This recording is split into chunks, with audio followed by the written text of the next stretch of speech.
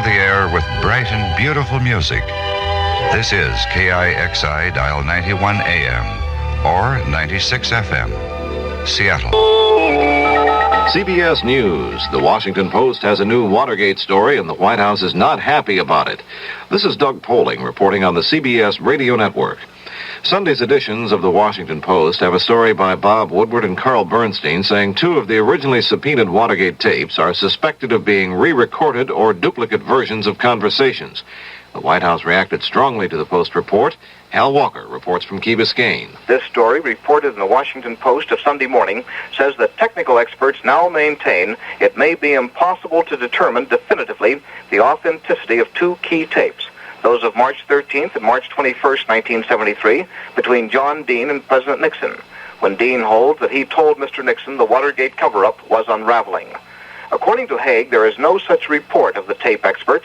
The White House investigation, he says, shows that the 18.5-minute gap on one tape came from a defective recording machine. There is no evidence, says Haig, that any of the tapes are duplicates or re-recordings. Haig, a former Army general, called the latest tape story a humdinger, saying we, the White House, are going to take it on like no other story has been taken on before. Haig said he thinks that this report is a gross intrusion of grand jury proceedings. Hal Walker, CBS News, with the presidential party in Florida. More news after this message. In 1919, someone had a big idea. Let's help youth understand big business by starting them in small businesses of their own. And Junior Achievement was born. Each group elected a board of directors, chose a product, set up a production line, sold stock, and went into business.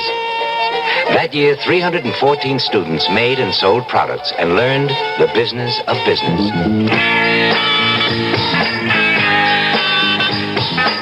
Today, Junior Achievement has grown to nearly 200,000 members. Junior Achievers are designing and marketing their own products and services, from cutting boards to printing. They're organizing sales efforts, writing marketing plans, calculating profit and loss. Running these small businesses helps Junior Achievers understand how big business works. Support Junior Achievement, where youth learns the business of business. Call your local Junior Achievement office. In San Francisco, another tape recording turned up Saturday of kidnapped victim Patricia Hearst. At least the family and the authorities are convinced it really is her voice. In the recording, Ms. Hearst says her captors told her they are willing to accept any sincere effort to meet the demand they issued last week. Apparently that means Patricia's father, publisher Randolph Hearst, will not be held to the demand that he provides $70 worth of food for each poor person in California. Also in the new recording, Ms. Hearst says she is okay and that her biggest fear is being killed in a shootout if the FBI tries to storm the place where they're hiding. Many of the nation's service stations on Saturday got permission from the Federal Energy Office to raise gasoline prices next month by 1 cent a gallon. The price increases are being granted to stations whose gasoline supplies have been cut back 15% from 1972 levels. The foreign ministers of Saudi Arabia and Egypt have arrived in Washington for talks with Secretary of State Kissinger this weekend.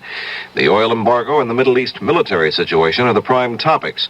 There was a small explosion aboard the airliner flying the two men to Washington. Two hostesses were slightly injured when a coffee maker apparently blew up in flight. A big armed robbery in Somerset, Massachusetts. 3 armed men hijacked an armored truck at a supermarket Saturday night. Preliminary reports indicate they got away with as much as $250,000.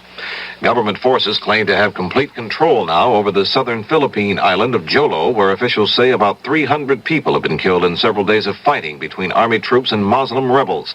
The rebels are part of a secessionist movement in the southern Philippines. Egypt's deputy premier says his country hopes to reopen the Suez Canal by the end of the year. Abdul Hatem told reporters in Tokyo it'll take about 6 months to remove the mines and stranded ships that have been blocking the canal since it was closed during the 1967 Middle East War. Now this.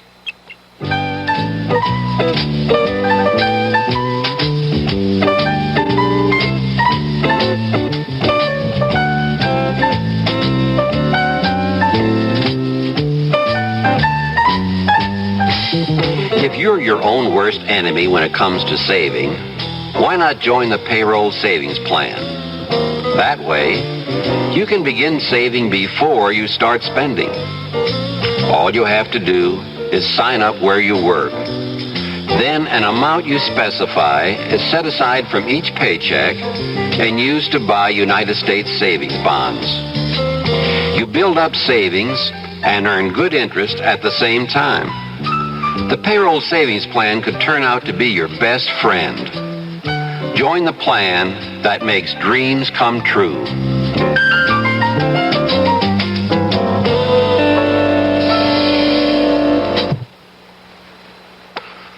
Like most places, the gas lines are getting long and some tempers are getting short in Southern California. In Oxnard, California, Saturday, a man was waiting in a long line at a gas station and apparently decided he'd had enough. He veered out of the 3-block line and drove right up to the pump.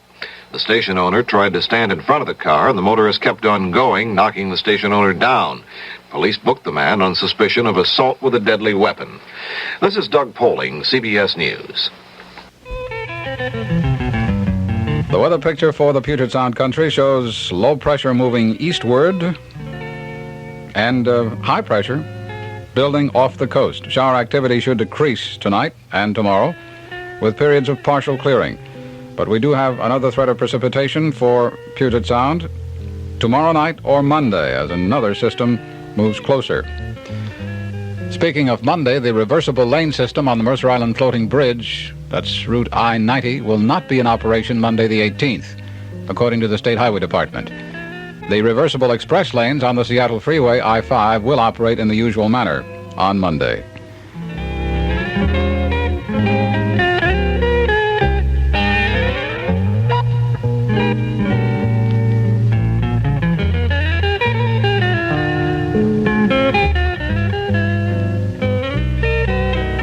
Stay tuned for the CBS Mystery Theater next on KIXI Seattle.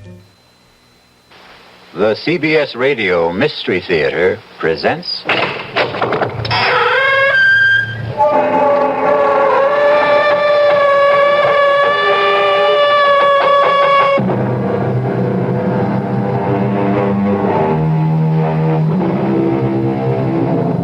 Come in. Welcome. I'm E.G. Marshall. Welcome to the fear you can hear.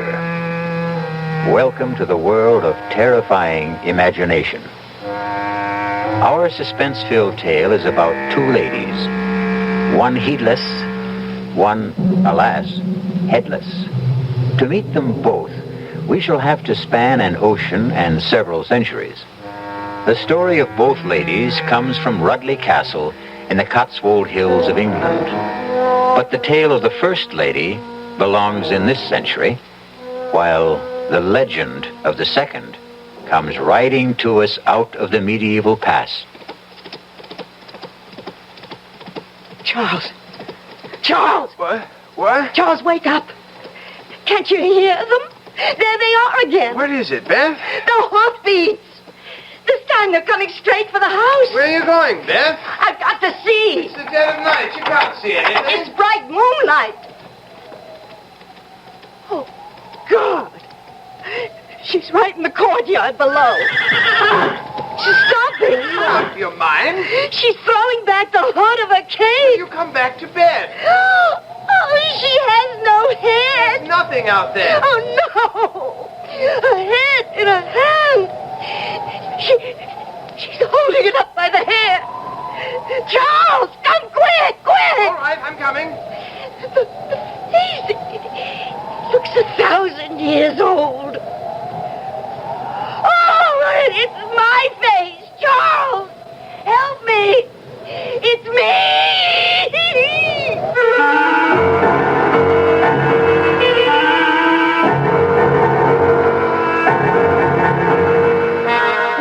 Our mystery drama, A Lady Never Loses Her Head, was written especially for the Mystery Theater by Ian Martin and stars Kim Hunter. It is sponsored in part by the Kellogg Company, makers of Kellogg's Special K cereal. I'll be back shortly with Act One. And now another tale of the ball and chain. At Kellogg's Special K presents The good, the bad, and the heavy. Why is that cow boy wearing a ball and chain. Because carrying around extra pounds can be just like carrying around a ball and chain. How symbolic. What will it be, senor? Give me the Special K breakfast. Here you go. For a special case, milk, orange juice, and coffee. Say, don't I know you from someplace? You probably don't recognize me with my ball and chain. I used to be 10 pounds lighter, but I'm getting back that way by exercising and eating smart at every meal. Starting with this here Special K breakfast. What's so special? It's less than 240 calories, 99% fat-free, and delicious. It's going to help me get rid of this here ball and chain. I bet your horse will be glad to hear that. Another ball and chain bites the dust. Your happy ending could begin with the Kellogg's Special K breakfast. That's Kellogg's Special K. That's right. Good night.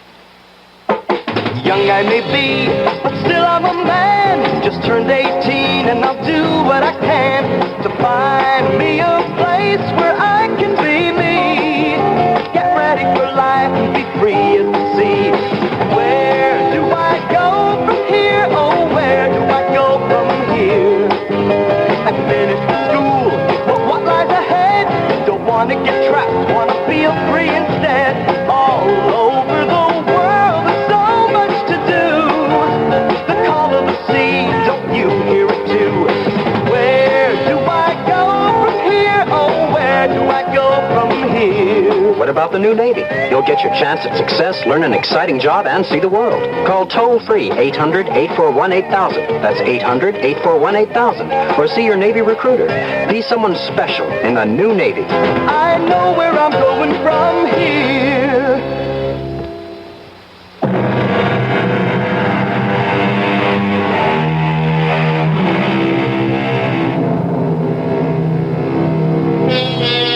The title of our tale is A Lady Never Loses Her Head. This has been an accepted dictum since the beginning of recorded history. But in the literal sense, in feudal times, a lady unfortunately could, and frequently did, lose her head. Thank heavens, of course, that is no longer possible. Or is it? Let's travel to London and start our narrative in the gloomy, grey atmosphere of Scotland Yard. Excuse me, Inspector. Yes, Crothers, what is it? Young lady outside to see you. Most attractive. Blue-eyed, blonde hair, about 24. American, about 5... Yes, I can do without the vital statistics. Does she have a name? Yes, sir. Beth Stanton. Miss. Beth Stanton? My old friend Biff's daughter. Well, don't just stand there, man. Bring her in. Right this way, Miss Stanton. Thank you, Sergeant. My dear girl, you are Biff Stanton's daughter, of course. Of course. Oh, how nice to meet you. Come in, come in. Dear me, this is a pleasure. Oh, do sit down. Oh, thank you, Inspector Finchley. Tell me, what are you doing in England? Well, first, before anything, following Dad's orders and coming to see you. Also, I brought you something from him. Really? I should have brought it earlier or sent it, but well, after he died, I was a mess. For so long, it had just been the two of us. It took me a year to paste myself back together again. I wish I could have helped. At the very least, I should have come over for the funeral. Oh, there was none. Dad wouldn't have wanted that. I can imagine. Anyway, he wanted you to have this. Oh, no, I can't. No, you have to. Biff Stanton's wings. Any idea what they mean to an old fogey who went through the Battle of Britain shoulder to shoulder with him? I can tell you something, my dear. These mean more to me than the crown jewels. You know, you're everything Dad said you'd be. Hello for real, Uncle Alfie. After that, what can I do to make England yours? Not a thing. It's already mine. Oh, how so? Well, it's mad, wild, out of sight.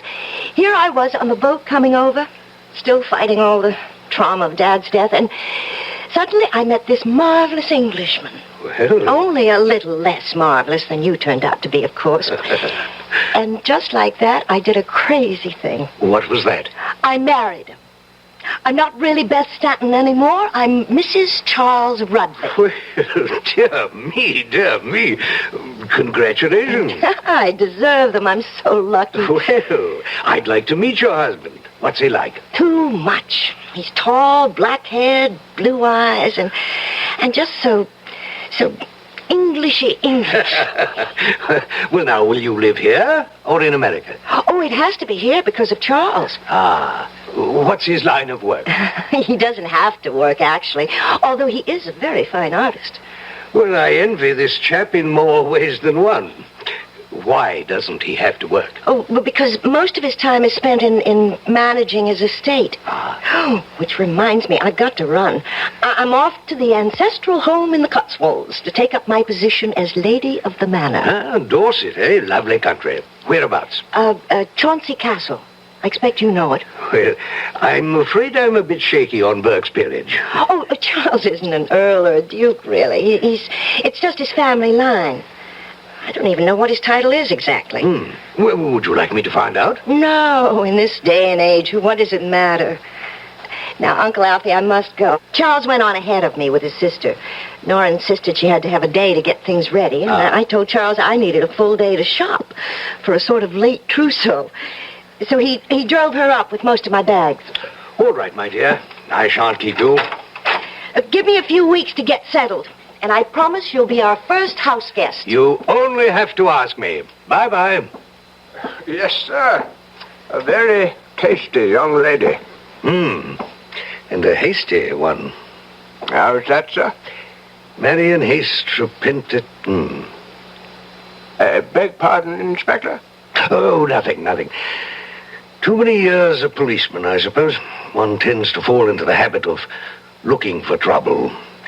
Still, she is the daughter of the best friend I ever had, and she must be a very rich young woman. I say, Crothers, rustle me a copy of Burke's Peerage, will you? Something I'd like to have a look at.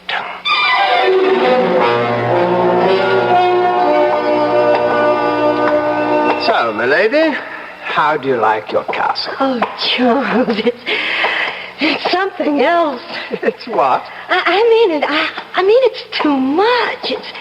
It's magnificent. Just breathtaking, thrilling. There just aren't enough words.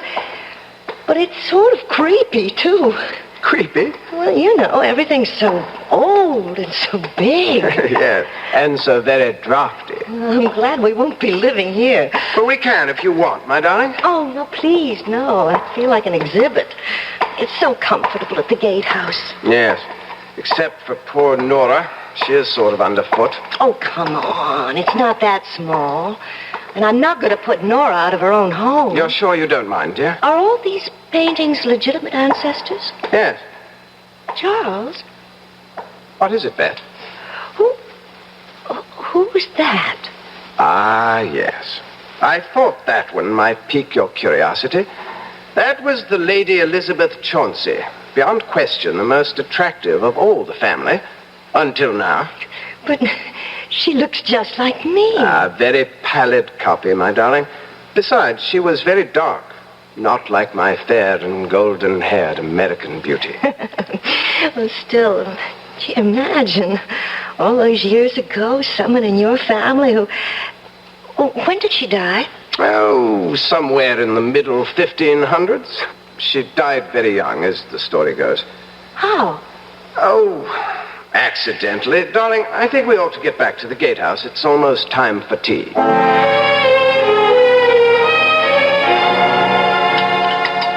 Do you have milk in your tea, Beth? No, thanks. Well, how did you like the castle? Oh, it's great. I mean, it's terribly impressive and fascinating and inexpressibly gloomy, damp, and musty. Well, I didn't say that. Oh, but it was what you were thinking. Oh, no, you're marvelous. Yes, I thought all of those things. I just hope Charles doesn't want to live there. Oh, heavens, dear, not a chance. You see all the rebuilding, refurbishing that's going on there? Yes, I did. That's why I thought maybe... Oh, not intended for private life, Beth. Strictly for the public. Beg pardon? Well, the only way of supporting these charming and historic white elephants is to open them to the public for a small fee, which mounts up. Oh, what a shame. Your own home. Poor Charles. Oh, he doesn't mind any more than I do. The place is much too big and full of cobwebs and ghosts. It gives me the shivers. Ghosts? You mean real ones that actually haunt? Well, if you want to believe in such things. Oh, the usual clanking of armor and dragging of chains. Except, of course, for the Lady Elizabeth. The one whose portrait I saw today? Oh, I'm not sure if I know you did. We've had a great many Elizabeths. Well, the very young one. The one who looked like me. Oh, that would be she. Yes, you do favor her. You know, Charles was so funny about her. I mean, he didn't seem to want to talk about how she died. Johnny Wright, I should think. Gruesome, silly story. Well, she was married to one of the first Earls of Chauncey. A man quite literally, believe it or not, old enough to be her grandparent. And so, quite naturally, she fell in love with one of the young bloods who traipsed around in the retinue. Oh, what was his name? Oh, heavens, dear, I haven't the foggiest. No one remembers him. At all events, sex being just as urgent in those days, if not quite so publicized, the two of them were caught cavorting in flagrante delicto, I think is the polite Latin phrase. And the elderly Earl was quite put out about it. So much so that he had the poor little thing beheaded. Oh. Violent times, you know, violent measures. Even that wasn't quite enough for him. What do you mean? What else could he do to her? Well, it gets a bit bloody, dear. Maybe we'd better just... No, I want to know. Well, I'm afraid he had the head impaled on a pike and left to wither on the battlements. The body, of course, was interred. Oh, my God. Oh, nasty types they were in those days. How old was she? Oh, see, I think I remember. Oh, yes, 24. Just my age. So young to die and be buried forever. Oh, well, the legend is, of course, that she hasn't been. Our parlor legend. You mean she haunts? Oh, rather. She was quite a horsewoman, history tells us. And any night, but particularly when the moon is full, she rides the grounds, searching for her lost head. She's quite famous locally. I must admit, when the wind's from the west, I sometimes swear myself I can hear the hoofbeats.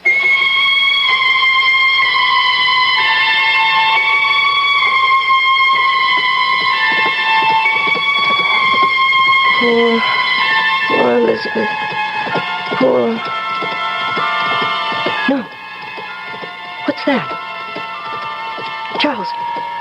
Charles, wake up. What is it, Dolly? Do you hear them? What? Somebody riding a horse. It's 2:30 in the morning. But can't you hear them? You don't suppose Elizabeth... Oh, that stupid legend. I'm really quite furious at Nora... No, don't be, please. I expect I'm the stupid one. It's all so new to me. I'll settle down. Let me assist in that process. Darling. I don't hear the hoofbeats anymore. You never did. Just the excited beating of your husband's heart. Oh, I love you. And I love you. You're so lovely. I can't wait to paint you. I'll sit for you. Do you know what I'd like to do tomorrow? What? Make a life mask of you. Oh, how do you do that? You'll see. Tomorrow. You'll see. Charles really has something more sinister than history lurking in the dark corners of Chauncey Castle. And what, if one examines it, is a life mask? A mold of the features, once done in plaster of Paris, today in modern plastic, a technique often employed to perpetuate someone departed from this life and originally named the death mask. I'll be back shortly with Act 2. You know, you hack it through life, and you struggle to get a lot of things. But the one thing you really want is for someone to say, hey, you did a good job, or to really care how you feel. Maybe even look up to you. Ain't it funny? those little things. And so you fake it a lot. And you pretend you're a winner. You pretend you're something special and that you're worth loving. But it don't work. And that everyday kind of love, it didn't happen. So I just got tired of faking it. Trying to be somebody else. And I can remember saying, look, I'm sorry, but I don't know everything. And I can't do everything. And I make mistakes. And you know what? That's when they started to say they love me. Ain't that funny? From the Franciscans, with love. We hope you're enjoying our new CBS Mystery Theater. It's another addition to our KIXI programming we're very proud of. We've made quite a few additions in the past year. For instance, we've added 1,000 people to our news team. People like Walter Cronkite, Dan Rather, Wynn Elliott, Douglas Edwards, Mike Wallace. Just 6 of the more than 1,000 CBS reporters who help make KIXI Seattle's #1 news service. And in the morning, we provide the only 90-minute news service in the area, 7 to 8:30 each morning, Monday through Friday. The complete CBS news team, plus Seattle's best local coverage and up-to-the-second traffic reports. This is Dean Smith. Join me and Bob Little, Ken Stewart, Clarence McDaniels, Norm Bobrow, Gary Jeanette, plus Chet Huntley, Charles Osgood, and the CBS News team for Seattle's best news coverage. 90 minutes of news each day, Monday through Friday, 7 to 8:30 a.m. here on KIXI 91 AM, 96 FM, where the listeners are.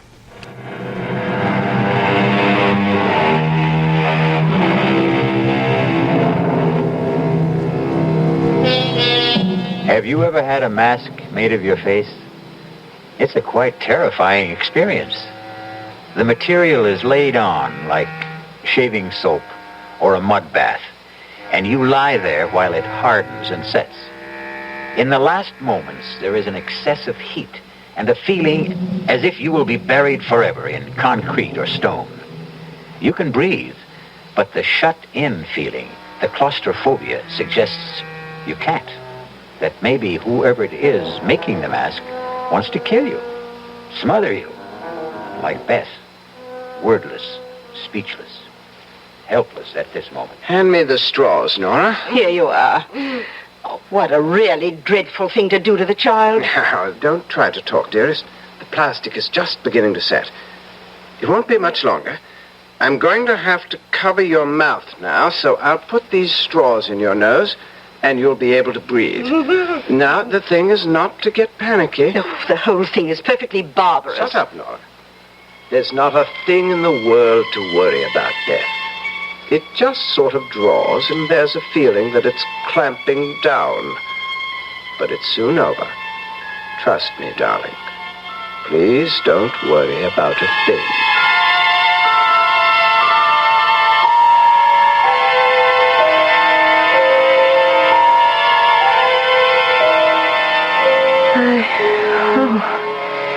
I thought I was going to die. I got the most beautiful mold of your face. You'll see it was worth it. Oh, honestly, darling, I was scared. I'm like Elizabeth. I'm much too young to die. Will you forget her? Yeah, I'd like to, but she haunts me. I never ever thought about death before, and now suddenly... Darling, have you made a will? Good Lord, Beth. You are morbid. No, since you ask. Well, you should. Well, everyone should. Well, I expect you're quite right. I'm rather careless about money matters. I'll take care of it first thing in the morning. May I come with you? Why, if you want. But... I want to make one too, Charles. It's really quite important. Well, my dear, if you insist. You see, I never told you, Charles, but I'm really worth an awful lot of money.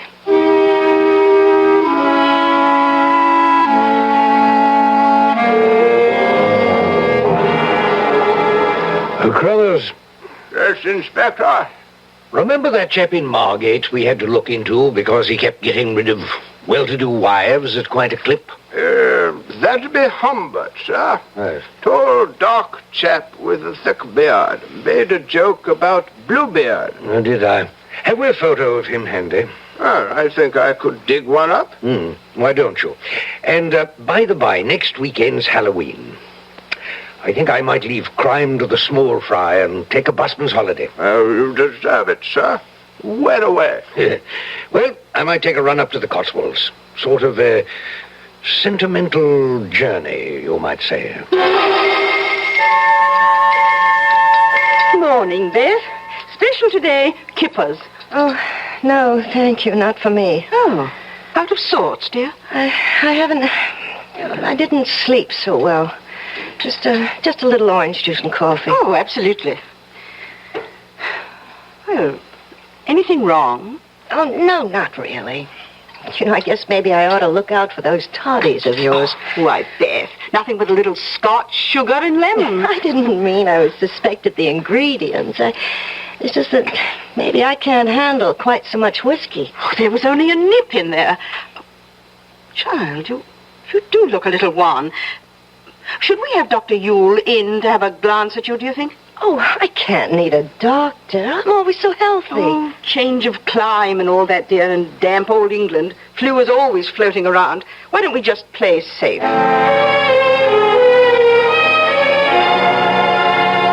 What do you think, Doctor? Oh, well, nothing serious, of course, but a high-strung young lady, you know. Well, sensitive, naturally, but high-strung. Well, you know Americans, very suggestible. What is this notion she has about somebody on horseback without a head? I beg your pardon? Some legend about a girl who looked like her centuries ago. I haven't the foggiest idea. Yeah. Well, for the moment, there's no real concern. I've left a sedative to be filled at the pharmacist with your sister. Convenient thing she happens to be an RN.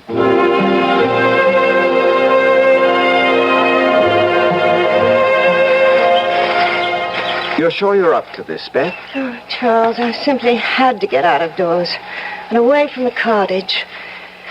Let's just enjoy a walk into the castle and pretend it's all the beginning. Well, now, just stay well in the center of the drawbridge. Needs a lot of repairs. You know, it's just incredible to think that knights in armor rode across this bridge. How far do you suppose it's down to the bottom of the old moat? 50, 60 feet, perhaps. A mess, isn't it? All those weeds and jagged rocks. Can we go in and poke about? Your wish is my command.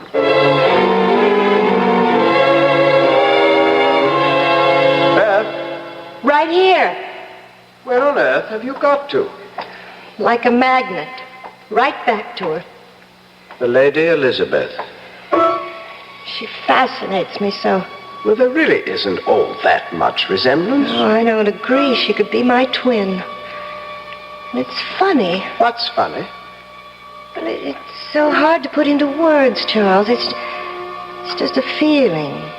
I mean, her portrait is just as old, and the paint is just as cracked as all the others, but somehow she feels so immediate, so today. Almost as if she just sat for the portrait, and the artist had just finished it. That is rather strange. You can see that the pigments are medieval. The patina is centuries old, just like the model. I know. I should stop identifying myself with her just because of a chance resemblance. Oh, Charles, I'm cold. Let's get back to the gatehouse and that nice living room fire.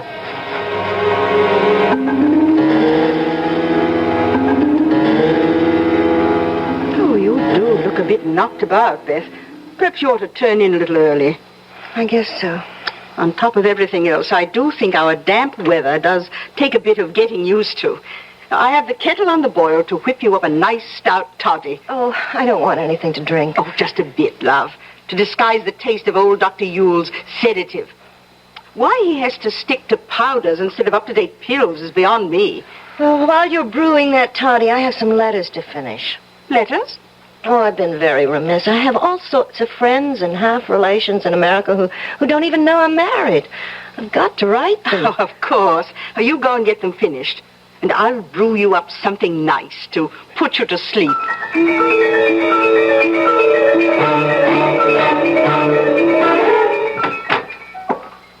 Here you are, darling. Nora's best. Plus Dr. Yule's guaranteed potion for a restful night. Thanks, Charles. Oh, I'm sorry to be such a bother. Hush. Get all your letters finished? Yes. I must mail them first thing tomorrow. Let me have them, darling. I have to run into the village to pick up the post. I'll send them off then. Okay. And by the by, I hate to bother you with this, but as long as you have pen in hand, want to look this over and sign it? What is it? That last will and testament that you insisted on making. Technically, I suppose I should have John and Nellie witness your signing, but I'm sure they'll take the will for the deed, if you'll excuse a complicated pun. Sign it later. Oh, yes, let's get it out of the way. I have enough morbid thoughts as it is. What morbid thoughts? There. I hope to God it never has to be executed. Amen. Drink your toddy, and it will relax you. All you need is a good night's sleep. I'd give anything for that. If I could just stop dreaming about her, or hearing those hoofbeats. Charles. What, dear? You don't think I'm going crazy, losing my mind? Oh, now, come on. Drink up. And I'll hold you tight till you go to sleep. It's strong. But it does feel good. Charles, you're so good to me. How can I ever repay you? You will, darling. You will.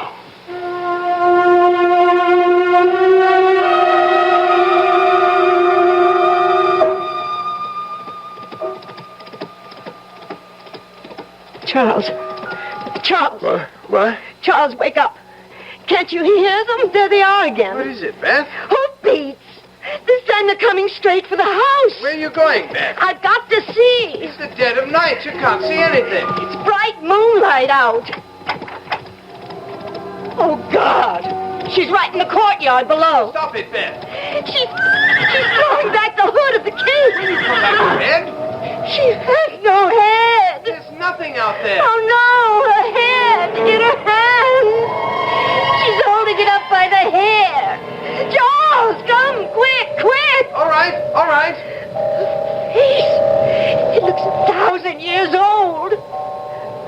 Oh, but it's my face. Charles, help me. It's me.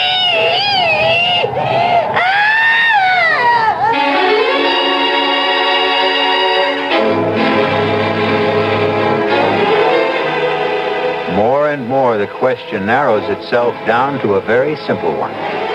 Which lady has lost her head completely? Elizabeth from the past, who will not stay at rest? Or Beth from the present, who seems bound to raise her from the grave? I'll be back with at least some of the answers when I return shortly with Act 3. When you drink beer, do you tilt the glass for long, hearty swallows? Or just tip it and sip it? Well, sipping's the thing for wine.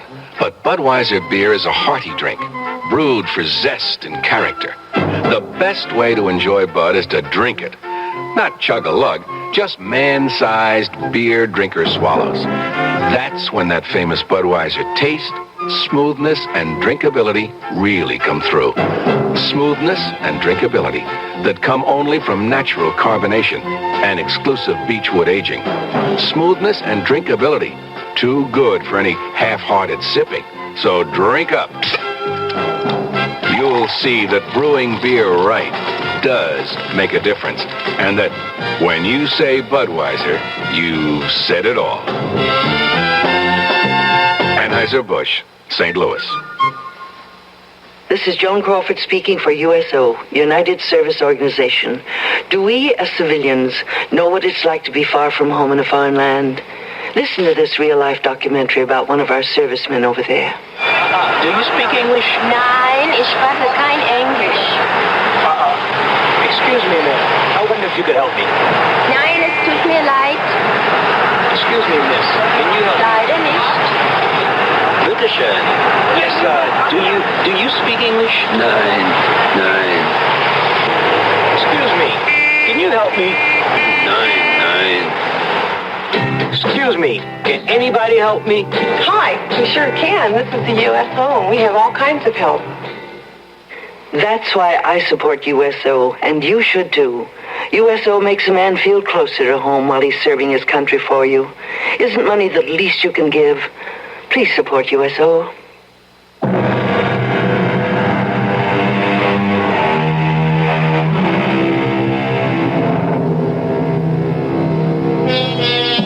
So, back once again to the problem of our twin damsels in distress.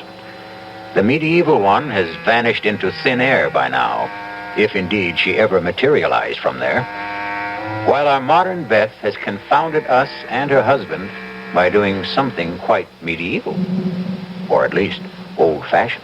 Beth? Beth? Beth, it's Charles. Wake up. What? Charles? Oh, what happened to me? What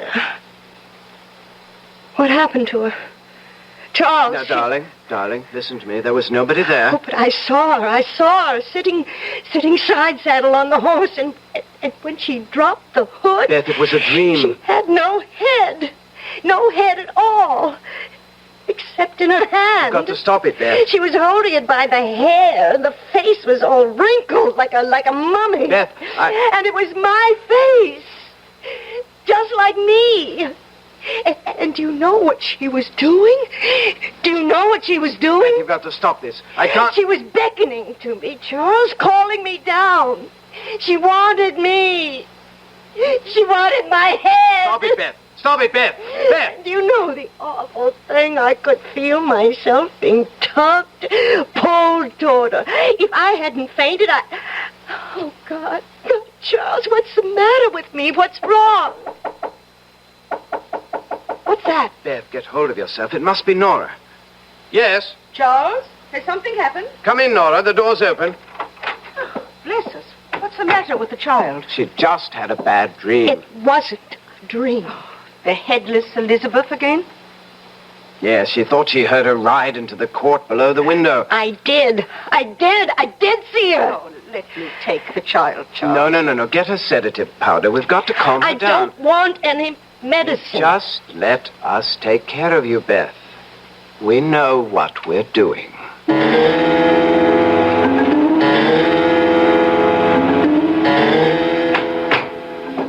Well, I think we've got her under control now. I'm so sorry to rout you out so early in the morning, particularly on All Hallows Day. Oh, that's quite all right, Mr. Rudley, quite all right. You'd never have gotten her calmed down without a shot from me. Oh, silly children and their Halloween pranks. I can't imagine how they got this far out of the village.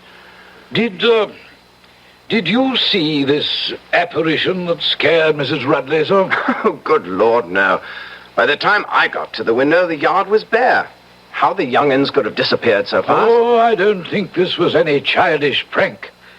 What? Oh, it's something much more serious, I'm afraid. You don't mean sleepwalking? Oh, dear me, that too. I see. Now, you say she lost her father recently. Yes, a year ago. And they were very close. Yes, extraordinarily so, I would say. What is it, Doctor? You don't think... I'll tell you what I do think, Mr. Rudley, and I'm going to be very honest. This case, your wife's problem, is far beyond a country doctor like myself. I think she needs psychiatric help. Oh, no. For her own sake. If it weren't for the fact that your sister is a registered nurse, my recommendation would be to have her immediately hospitalized. Psychiatric diagnosis is still my recommendation. I believe it's vital to keep her from harming herself. Harming herself? How? Oh, I don't know that. But I do know that for whatever reason she is, well, in layman's terms, a nervous wreck. Hypertense, in spite of all the sedation I've been giving her. Subject to delusions and the victim of a death wish. You must get help very quickly. Help from a specialist. And she should not be left alone for a moment. Well, that's quite a blow. I'm sorry, but even suicide is not out of the question. Good Lord. I wonder, Could I talk to her now? Well, she may be a bit drowsy, but if she's not asleep, yes. Now, I'd like to suggest some doctors... Doctor, I want you to. I have to go into the village to pick up the post. Would you mind dropping me? We can talk on the way. Yes, splendid. I'll only be a minute. I want to go back to Beth. Meet you at your car. Oh, it's you, Charles. Is she asleep? No, I'm awake. Charles, Yes, darling. don't leave me. Stay with me. Don't leave me. Of course I won't leave you. You can't get rid of me. I've been very silly, haven't I? I can't quite remember. There's nothing to remember. What you need's a nice long sleep. And while you're having it, I'm going to the village for a few minutes, get the post, and a few things we need for dinner. In the post? Mail. Oh, yes, don't forget to mail my letters. I should say not. Have them right here in my pocket. You won't be long. No, not over an hour. And Nora will be right here with you every moment I'm gone. Beth, dear, don't you worry. Charles and I know just how to take care of you.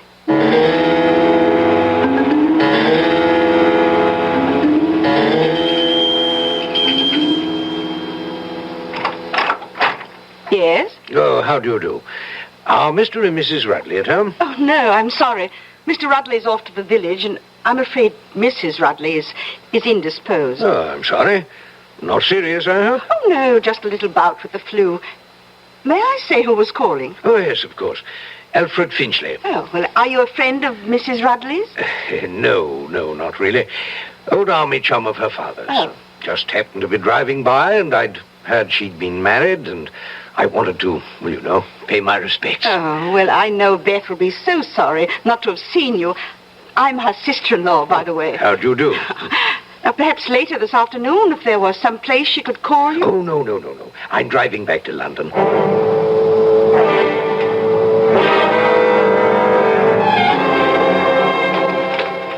Well, that's the lot, Mr. Rutley. You owe me tuppence on the one overweight letter. There you are, Mr. Margaret. Anything to go out, sir? No letters this time. I thought I saw some in your pocket. No, these are not going to be posted. I'll take care of those myself. As you will, sir. It's just opening time. Want to step in the pub and have a nice warming beer? Not this time, Mr. Margaret. Got quite a long walk home. Better be on my way if I hope to make it by lunch. Good morning. Good morning, sir.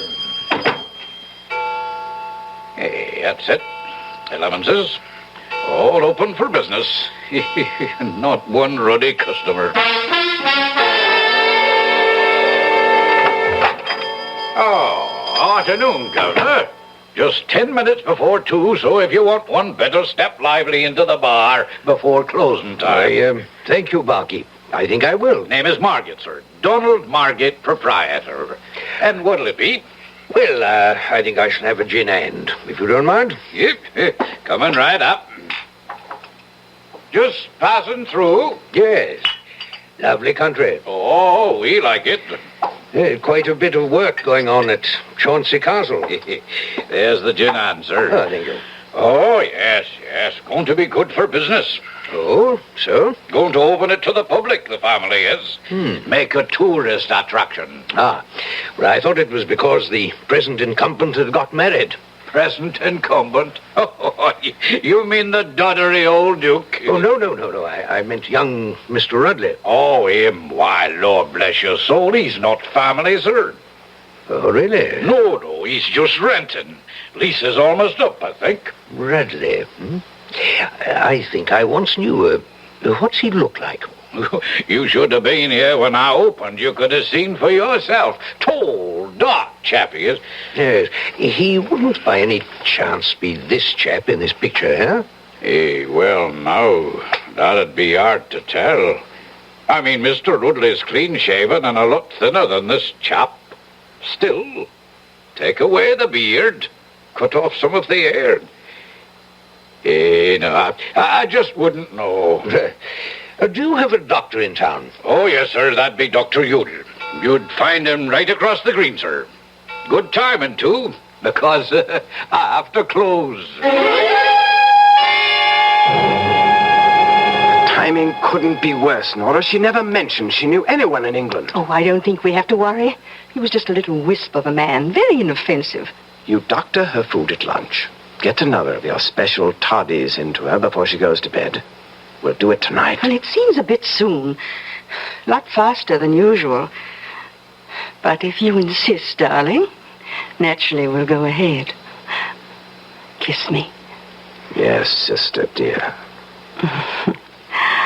Well, at least she is the last one. She has enough money to leave you. So I can stop sharing you with the pigeons. Inspector Finchley, Scotland Yard, Doctor. My credentials. Oh, dear me, a policeman, but why on earth? Could you answer my question? Well, of course. Yes, I've called on her several times in the last 10 days or so. What's the matter with her, Doctor? Well, that's rather difficult to say. She has, delusions. Caused by what? Oh, now, Inspector, that would take a psychiatrist to explain She it. couldn't be under the influence of drugs, could she? Why, does this man look at all familiar to you, Dr. Ewell? No, I can't say. Just a minute. Let me get my magnifying glass. Now, where did I... Oh, yes, here it is. Yes. Oh, yes, by George. Partly the facial structure, of course, but this is what did it. You see that old scar there bisecting the left eyebrow, more or less? Yes. Something a doctor would notice because it wasn't a very good job of suturing. Yes, I think I could swear. Shave off the mustache, the beard, and the sideburns. And by George, you'd have Charles Rudley. Or George Humbert.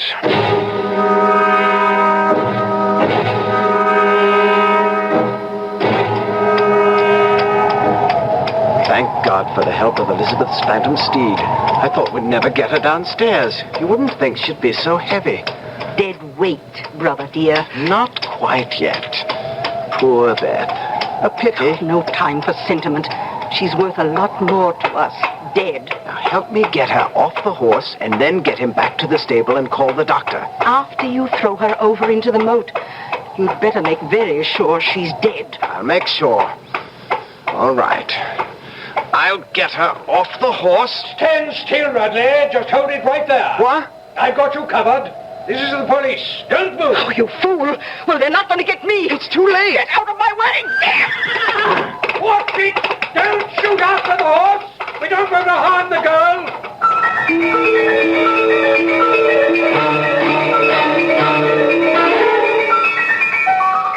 I just can't believe it, Uncle Alfie. Well, I can't blame you, my dear. Nasty chap you got mixed up with. 3 others before you he got away with. The same way? With variations.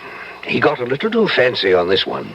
The false portrait, but the apparent nervous ailments and the sleepwalking were the key to all of them. I feel as though I'm going to be sick. A little past, dear. He was a bad lot. Worth not one single tear.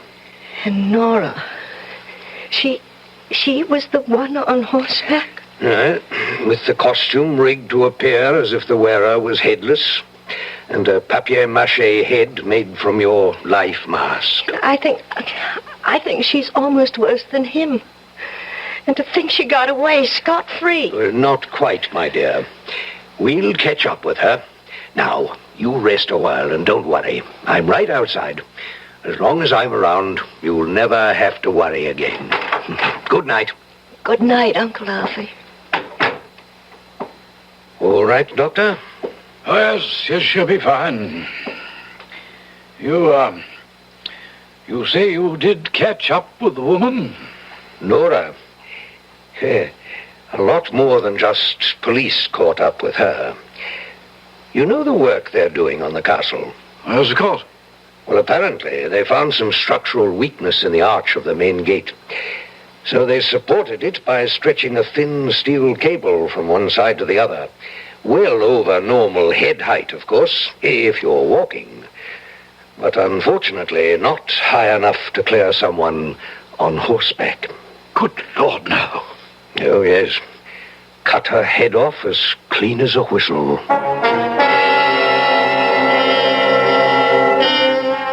Charles Rudley was eventually convicted of murder of one of his earlier wives.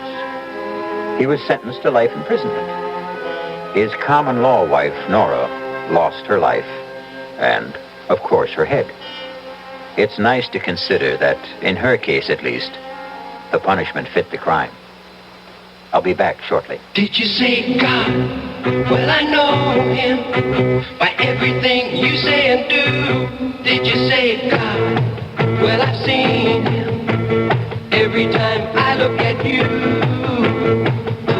He's touched you with his love and with his truth. Don't look any further. You are his proof. His hand in your hand, a communion, a truce of violence. It can come true in your life. The community of God. Make it your way. This message is brought to you by Religion and American Life. Hand in your hand in my hand. Can you hear the music sing? Sisters and brothers loving each other, gonna make a better day.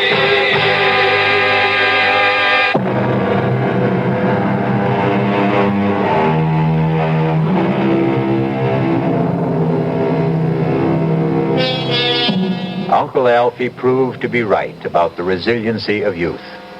It took a couple of years, but eventually Beth settled down and is happily married to a psychiatrist in Duluth. As for this fable itself, it also goes to prove that time not only heals all wounds, but eventually wounds all heals. Our cast included Kim Hunter, Nick Pryor, Bryna Rayburn, Ian Martin, and Court Benson. The entire production was under the direction of Hyman Brown. And now, a preview of our next tale. This is a voodoo doll. All of him is made with things that once belonged to Trujillo. Only one last thing I needed to make the spell work. The weapon. I straighten out the circle, turn the head to the sky, and death. The tail towards the ground, and strike! What have I done, Mr. Ramsey?